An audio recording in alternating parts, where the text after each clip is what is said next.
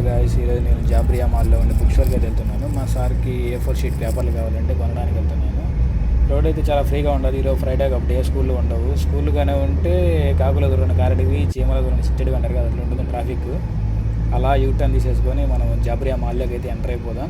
జాబ్రియా మాల్లోకి enter అయిన తర్వాత కూడా అట్లా బుక్ స్టోర్ ఎట్లా ఉంటుందో చూద్దాం. ఇదే జాబ్రియా మాల్లో ఉన్న బుక్ స్టోరు. మా సార్ ఇక్కడికి వచ్చిన తర్వాత అర్థమైపోయింది. మా సార్ చెప్పింది పూర్తిగా మర్చిపోయి నా చిన్ననాటి రోజులు అయితే గుర్తొచ్చాయి.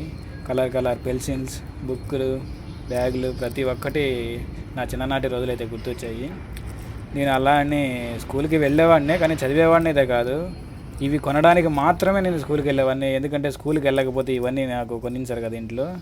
ఎవరికి ఉండదు ఇంట్లో ఫ్రెండ్స్కి చెప్పుకోవాలని, నేను కొత్తటి కొన్నానని చెప్పి చూపించుకోవాలని. అందుకే ఇవి కొనడానికి మాత్రమే వెళ్ళాను స్కూల్కి. ఇక్కడైతే కలర్ బాటిల్స్, బాక్సులు ప్రతి ఒక్కటి ఉన్నాయి. చాలా అంటే చాలా గుర్తొచ్చాయి నాకు చిన్ననాటి